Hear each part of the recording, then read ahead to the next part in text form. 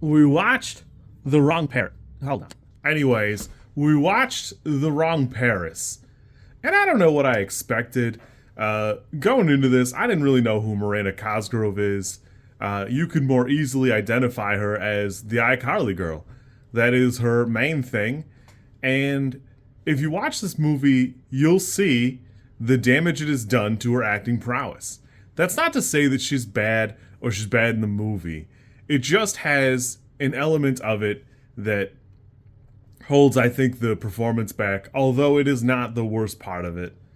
This movie's fine in that it's passable and palatable, only in that a decent cinematographer can make the most mundane writing and terrible direction I've ever seen palatable. Overall, it looks pretty decent. It's shot well, but every part of it needs a little bit of something other than what it has to be better.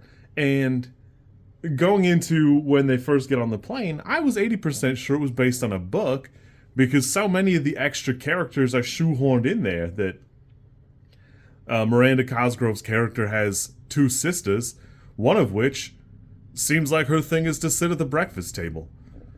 Not to mention the crazy grandma they live with, who has just the sliver, just the barest hint of great writing when she gets mad that Cosgrove's character has spent all of her savings on a surgery last year, which seems like something the person taking care of these three girls would be acutely aware of.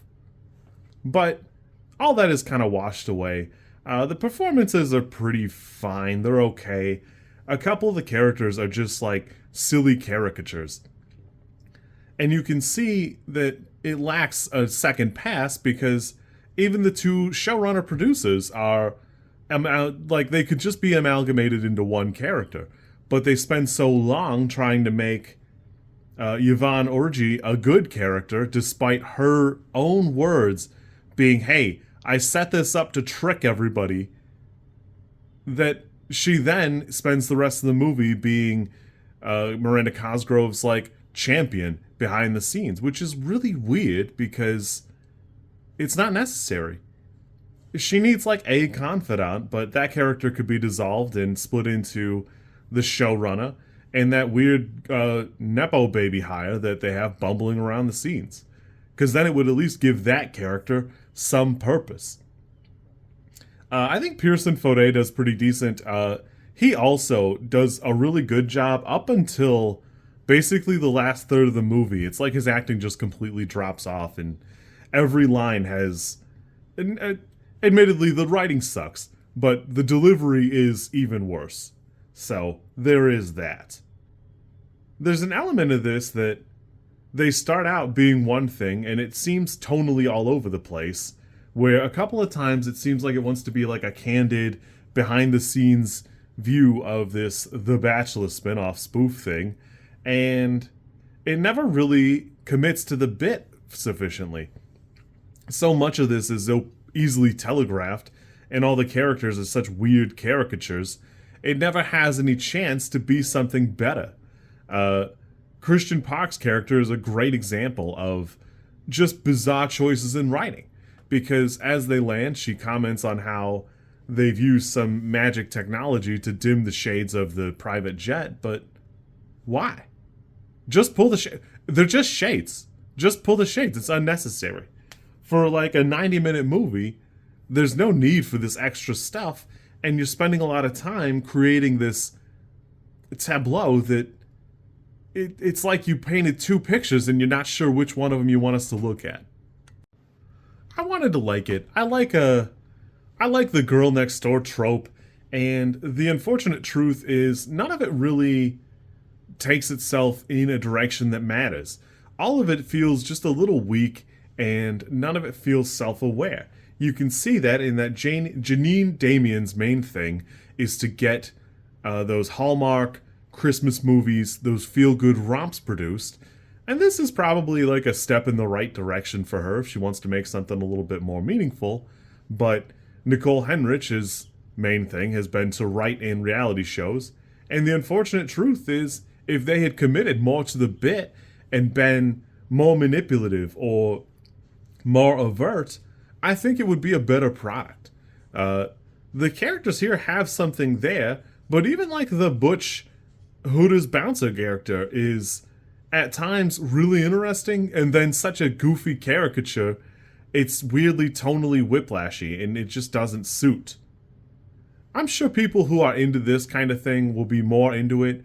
For me, this is like a 4. I really can't see it being better than that. The elements that make it up just aren't strong enough in any meaningful capacity that it's not doing anything new, and it's not doing anything worthwhile in the things that it sets out to do.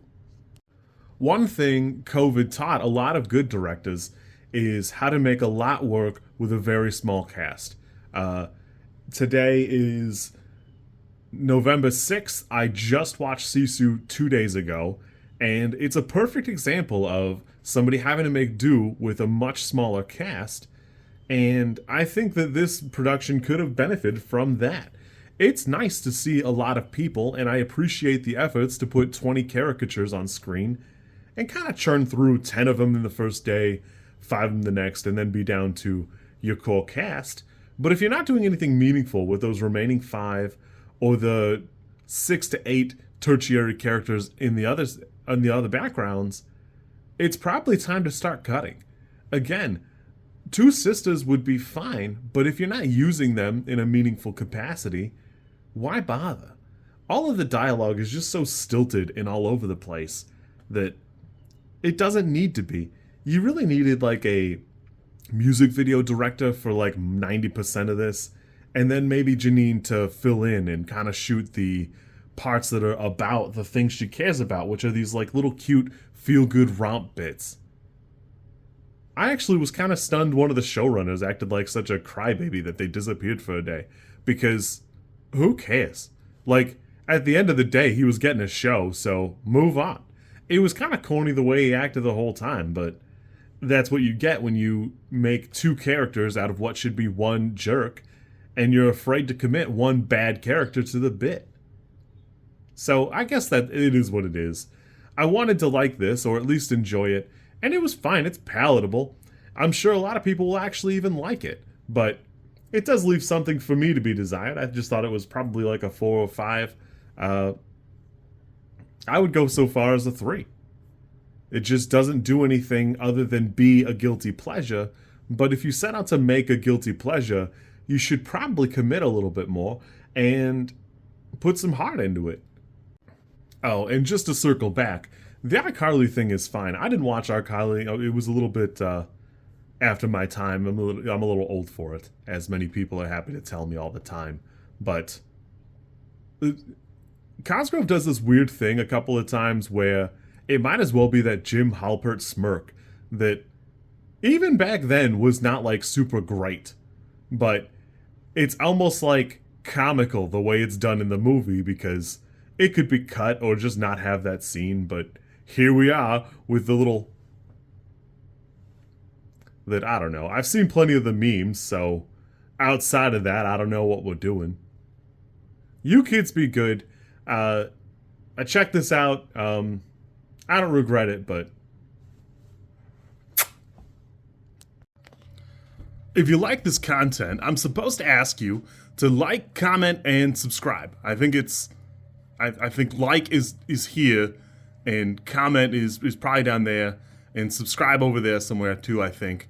I don't know how many times this like snippet is gonna make it into a video. Everybody says you should do it this way, and I always thought it was just like an annoying thing other YouTubers did.